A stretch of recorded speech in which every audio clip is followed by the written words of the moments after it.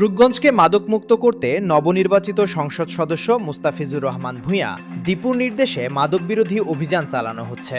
এরই ধারাবাহিকতায় বুধবার রাত 11টার দিকে ঠাকুরবাড়ির টেক এলাকায় প্রাইভেট কারে মাদক বহনের সময় যুবদল ও ছাত্রদল নেতাকর্মীরা ধাওয়া দিয়ে শীর্ষ মাদক কারবারি আবু হানিফ সহ 2 জনকে আটক করে। এ সময় মাদক কারবারিরা গুলি ছুড়ে হামলা করলে 8 জন যুবদল নেতা আহত হন। পরে পুলিশ ঘটনাস্থলে এসে আটককৃতদের হেফাজতে নেয় এবং তাদের কাছ থেকে একটি বিদেশি পিস্তল ও বিপুল পরিমাণ ফেন্সিডিল, গাঁজা ও হেরোইন উদ্ধার করা হয়। দীর্ঘদিন আমরা চেষ্টা করার পরও তাদের বিশাল বাহিনী ছিল, সন্ত্রাসী বাহিনী ছিল, যার কারণেই আমরা নিজের প্রাণ ভয়ে অনেক সময় মুখ খুলতে পারিনি। আমরা জানতে পারছি পরবর্তীতে আইন শৃঙ্খলা বাহিনীর তথ্য মতে বাংলাদেশের মধ্যে প্রথম 10 জনের একজন বড় মাদক ব্যবসায়ী হচ্ছে এই আবু হানি এবং বিজয়।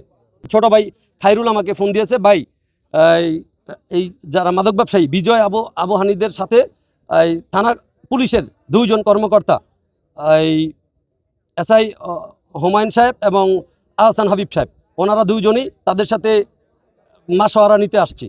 তখনই তারা আমাকে তথ্য দেওয়ার পরে সাথে সাথে আমি দিবু ভাইকে জানাই এই ঘটনা। পরবর্তীতে উনিও সেটা অবগত করে আইন শৃঙ্খলা বাহিনীকে। এর কিছুক্ষণ পরেই আমার কাছে আবার ফোন যায়, ভাই মাল পাই লাইছি। কারণ আমি দীর্ঘদিন এই এলাকায় এই সাইডে গত 1 সপ্তাহের উপরে আমি আমার লোকজন রেখেছি মালটা ধরার জন্য।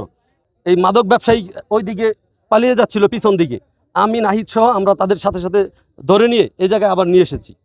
এখন আইন শৃঙ্খলা বাহিনী এসেছে, ওনাদের হেফাজতে এই শীর্ষ মাদক ব্যবসায়ী অবস্থান করছেন এবং আমাদের এলাকাবাসীর পক্ষ থেকে দাবি হচ্ছে যাতে তাদের কাছে অস্ত্রও আছে, তারা যেহেতু গুলি করেছে তাদের অস্ত্র যাতে দ্রুত উদ্ধার করা হয়। আপনারা জানেন যে আমাদের মাননীয় নবনির্বাচিত সংসদ সদস্য জনাব মুস্তাফিজুর রহমান ভূঁইয়া দীপু মহোদয় এবং আমাদের মাননীয় পুলিশ সুপার স্যারের নির্দেশে জাতীয় নির্বাচনের পর থেকেই আমরা নিয়মিত মাদক বিরোধী অভিযান পরিচালনা করে আসছি।